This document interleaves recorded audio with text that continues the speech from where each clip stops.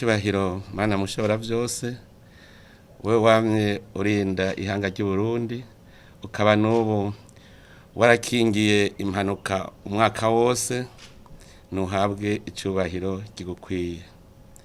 Barundi kazi inshuti z'u Burundi, turiko turasozera umwaka w'2024 twawutanguye neza, tubandanya n'urugendo ata kuryagumbana ata wanja wangura, none turiko turawuha gasaga kugira ngo twinjire mu wundi uwukoreye mu ngata.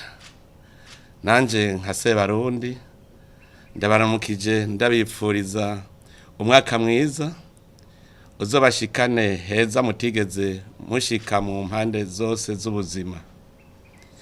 Ndakeje abene gihugu bakora mu bisata vyose vy'ubuzima bitanze batiziganya kugira iki gihugu kigume gitekanye kandi gihindura ishusho mu bijanye n'iterambere. Ndakeje cyane abantu bose bahagurukiye igisata cy'uburimyi bigatuma umwaka urangira atanze aratwumva nk'uko vyahora mu myaka ya kera. Barundi kazi inshuti z'u Burundi, uyu mwaka turangije waranzwe na vyinshi vyiza ari navyo bigiye kutubera umutahe n'impamba y'urugendo tugiyemwo guhera mu mwaka buca utangura w'2025. Uyu mwaka twakuyemwo ivyigwa ku bibazo bitari bwigere bivugwa mu Burundi, na cane ibibazo bijanye n'ubutunzi.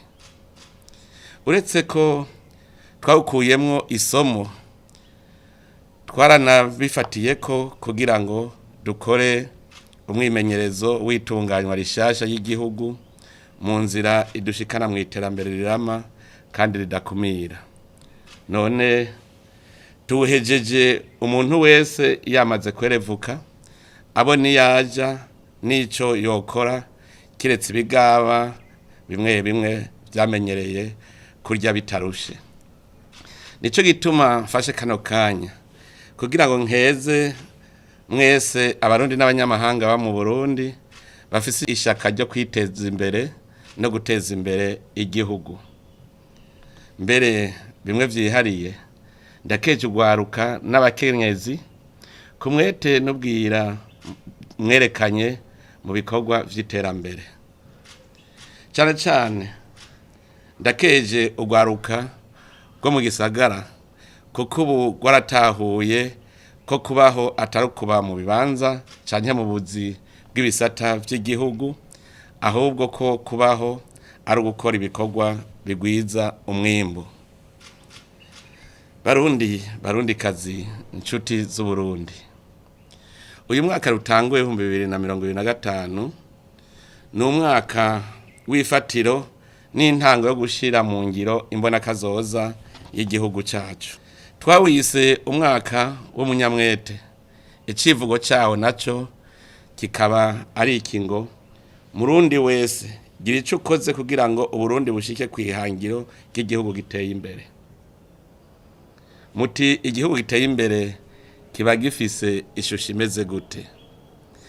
Ni igihugu kirangwamwo ukwishira n'ukwizana, amahoro n'umutekano, ariho kandi abene gihugu bakaba baroraniwe, bakagira ivyo bafungura naho barara, bahagira amagara meza, ubwenge n'ubumenyi, igihugu naco kikagira ijunja n'ijambo mu makungu gitunze kandi gitunganiwe. Kugira ngo dushikire ico gihugu giteye imbere cigaba kikigaburira, hasabwa ukwitanga kudasanzwe kandi hasabwa vyinshi. Icambere twese rutegereza guhinduka, ahari ubugaba hagasubira ubugabo, ibinebwe bigahindura ingendo canke bigahindurwa. Ikindi gisabwa kugira ngo dushikire ubwo Burundi ni ukucubakira ku mategeko. Akagagazo, ukutumva n'ukutumvira, ukwitereka kw'isonga ry'ubutungane, okurenganya ikibonane uyu canke uriya ngo nuko Imana yamuhaye ibi canke biriya, ivyo bitegerezwa kuziririzwa mu Burundi. Kugira kandi dushike ku gihugu twipfuza, dutegereza gutunganya neza intwaro ku buryo abatwara baba ari indongozi z'imboneza. Hajya hariho itandukaniro hagati y'indongozi isanzwe n'indongozi y'imboneza. Indongozi isanzwe iricara ikaja iyo bija gusa. Indongozi mwene iyo yifata nk'umurezi w'umwana, amushira mu maboko gusa adashobora kumwosa ngo umwana atere imbere. Indongozi nk'iyo usanga ari imperekeza gusa, ntakimarira igihugu, kuko nk'uko biri mu ijambo ry'Imana, impumyi ntirongora iyindi, ahandi hoho bompi bogwa mu kinogo. Ariko indongozi y'imboneza niyereka bitwara iri kwirabajana, ikabereka inzira bakurikira n'ibikorwa bategerezwa gukora. Aha rero abenegihugu mutegerezwa kuhakanurira, cyane cyane muri iki gihe cyo kwitegurira amatora. Mwirinde abadandaji b'ibinyoma babiyeza ko uno munsi kandi ari mburakimazi. Muragabe muze mutore indongozi zimboneza. Ikindi kizodushikana ku Burundi twipfuza nukuduza ubutunzi bw'igihugu. Aha naho nyene mu nkundire ndahatebe gatoyi, nta kibabaje nko kumva umuntu yirirwa aridoga ngo ifaranga ryarataye agaciro, nawe haheze umwaka atakintu na kimwe kigwiza umwimbu ahaya amaboko.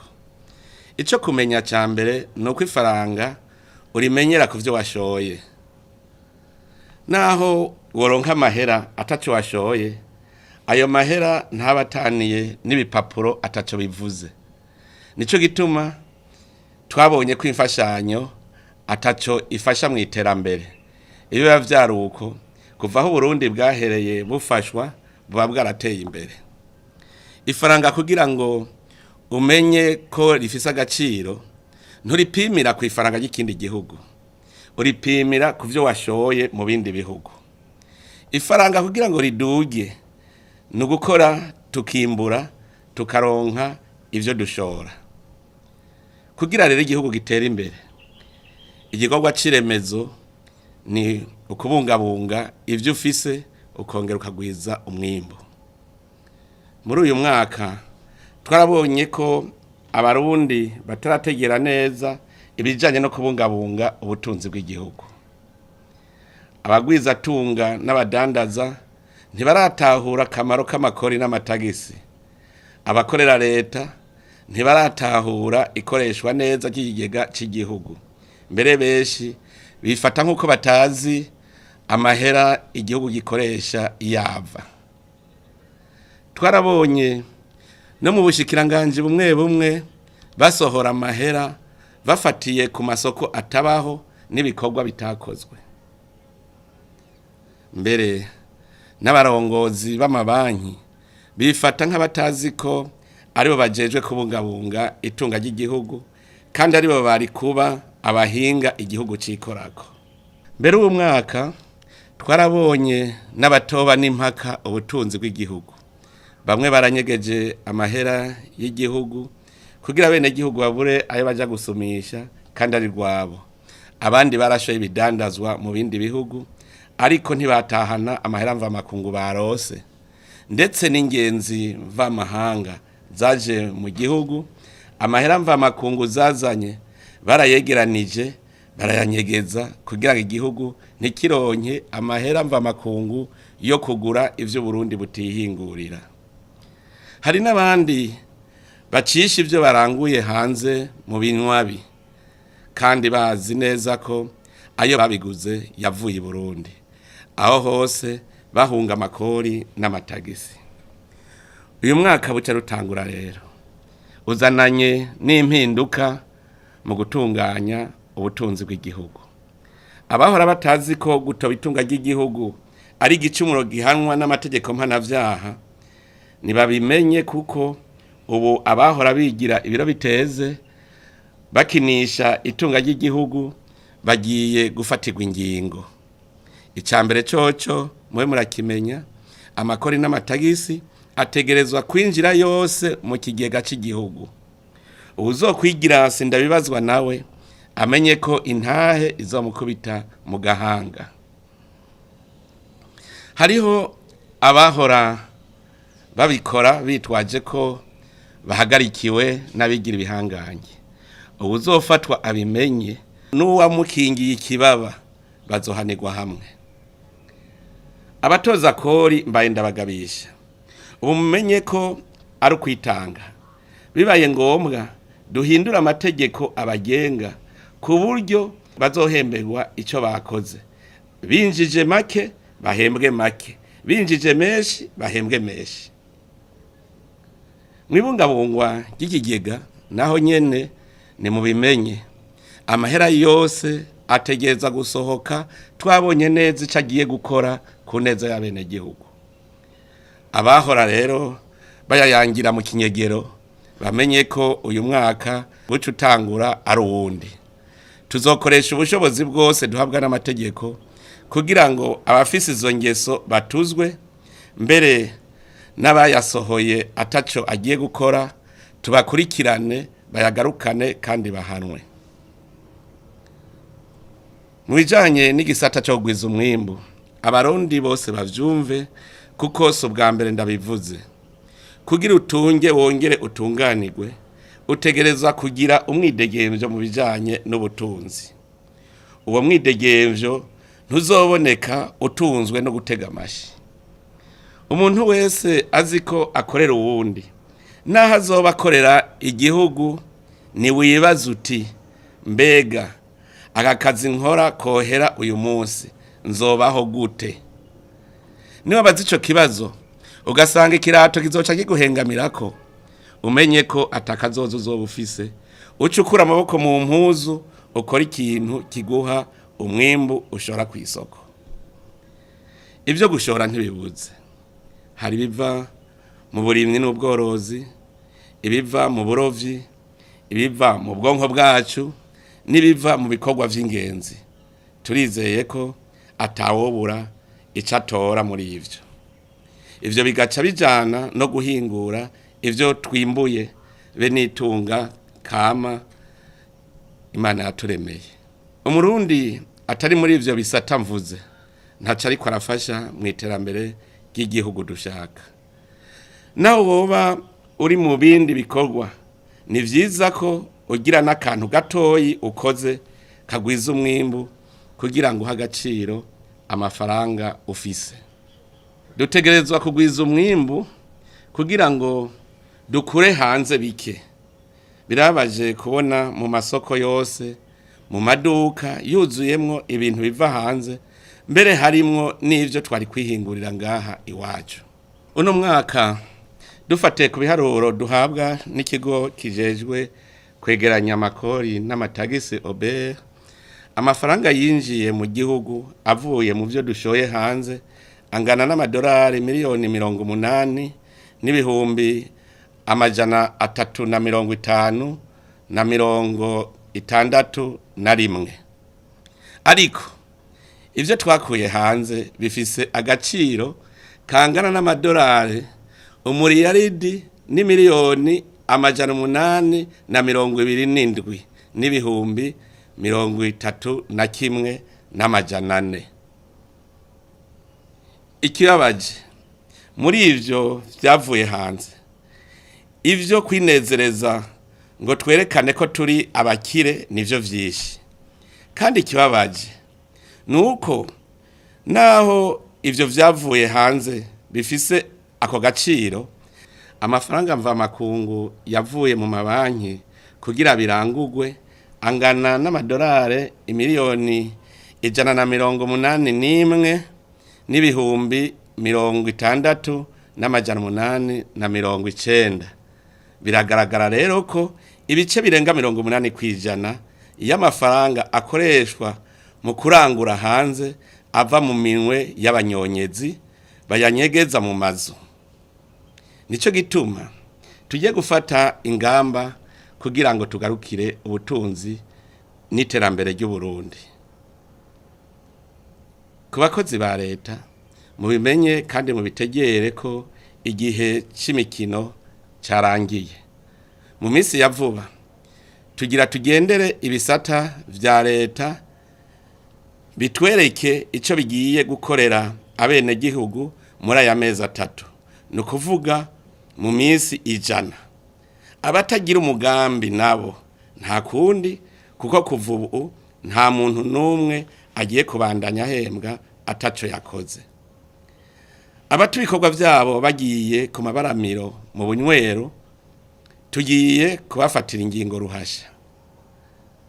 Ikindi kintu gihambaye ariko gitangaje ningene amafaranga ari ku makonte y'amashirahamwe ya leta umenga se ya leta, ugasanga abajejwe kuyarongora bayafata nka yabo bwite, bakibagira ko bashinzwe kuyabungabunga no kuyavyaza umusaruro ku neza y'igihugu. Aha rero abo babibaza ko bategeza gukoresha amafaranga y'amashirahamwe ya leta nka yabo bwite, turabavuniye akagohe, ntibahirahire ngo basubire gukora ibidakogwa, kuko vyo hava bibakora. Bose bategerezwa kumva ko ayo mahera baharura ko ari igihugu, ategerezwa kwandikwa mu mutungo w'igihugu hajya mu gigega gikuru cy'igihugu. Abihaye nabo ingeso yo kunyegeza amahera iwabo, canke amabanki anyegeza amahera kugira ngo ibanki nkuru y'igihugu ntimenye ingeri itunganye ibijanye n'ubutunzi, nabo nagira ndabagabisha. Tugiye gukoresha ubushobozi bwose Imana yaduhaye kugira ngo turandurane n'imizi ako kabi. Uwo tuzosanga raporo yiwe itandukanye n'ukuri, abimenye ko ari icaha gihanwa. Twarabonye kandi ko mu gutoba itunga ry'igihugu hari nk'inzoka yizingiye ku gisabo, ngo twase ko batoba itunga ry'igihugu vyose bimeneke. Naho nyene tuzokoresha ubwenge Imana yaduhaye, iyo nzoka tuyimature kandi tuyihonyore ku mutwe, igisabo gisigare kidora. Mugarukira iterambere dushaka yuko atamurundi yorya ataco yahaye amaboko. Twasanze abarundi batakaza n'imiburiburi amasaha 16 ku munsi, ivyo bituma umwimbu utagwira ariko abafungura ari benshi. Birababaje kubona incabwenge indongozi zari kuba karorero uzisanga mu bunywero imbere y'isaha 6 canke imbere yuko izuba rirenga. Nico gituma tugiye kugwanya twivuye inyuma amabaramiro yose akorana mu masaha abantu bari kuba bari ku kikogwa. Ico ndababwiye nuko incabwenge arizo zizotangura kubona ingene tuzogwanya uwo muco. Ku ruhande rw'uburongozi bw'igihugu turazi ico ibisata vya leta bisabwa: n'umutekano, ubutungane no gukora ibishoboka kugira ngo abene gihugu bari ku kivi boroherezwe. Tugiye gukora ibishoboka kugira ngo igihugu naco gishobore kuronka uburyo butuma abo bene gihugu baramigwa. Nico gituma tugiye kwitaho bimwe biboneka igisata cyo guhingura ubutare kugira ngo Burundi nabwo buronke ico bushora hanze, buronke uburyo bwo kubaka inyubako rusangi no kurondera umuyaga nkuba ukwiye. Barundi kazi, Uburundi buteye imbere kandi ntituzobushikira tutitayeho ibidukikije. Nitwibagire kwiyisi ari ngabire twahawe n'Imana ku buntu, itubungabungiye ubuzima, ni naco gituma natwe dutegerezwa kwibungabunga. Gukingira ibidukikije no gukunda isi n'igihugu catwibarutse.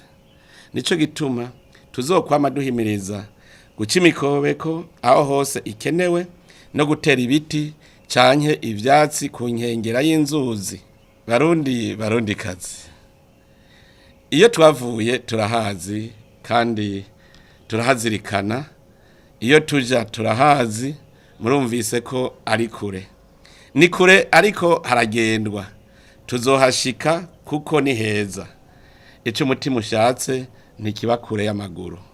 Ishingiye kuri ivyo mpejeje kuvuga vyose, nsavye mwese abarundi ibi bikurikira: nimugire urunani mu gukora, musenyere ku mugozi umwe. Kuva na kera narindi abarundi bamye bakorera hamwe, bagahinda ikibiri kugira ngo barime hanini bimbure vyinshi bipfuza. Natwebwe rero mu gihugu cyose nituje hamwe, turangure imigambi iduza ubutunzi, dutunge dutunganirwe. Ntihagire usubira guhagarika umutima kubera ibicantege duhura. Ivyo vyose tuzobitsinda turi ku kivi. Barundi kazi, inshuti z'Uburundi, sinosozera ntabamenyesheje ingingo zine zikurikira zigiye gufatwa kugira ngo dukomeze urugendo rwacu rutuganisha mu gihugu giteye imbere. Ubwa mbere, nk'uko bitegerezwa, tuzobandanya ducungera amahoro n'umutekano. Uzohirahira agashaka kudurumbanya azofatwa nk'umwasi w'igihugu, aronke igihano kimubereye. Ubwa kabiri, abagize akamenyero kurya ibiturire no gusesagura amatungo y'igihugu bazobogozwa mu mabanga yabo, bahanwe, barihe ikibiriraho ivyo basahuye, kandi ntibazosubira gushingwa amabanga n'igihugu. Ubugira gatatu, abanyegeza amahera yabo mu mazu, aho kuyatwara mu mabanki canke amabanki adatanga raporo y'ukuri mu banki nkuru y'igihugu, abadatanga amakori n'amatagisi bitwaje ibihagararo vyabo bazofatwa nk'abasi biterambere ry'igihugu, abagarariji, hanyuma bahanwe vy'akarorero.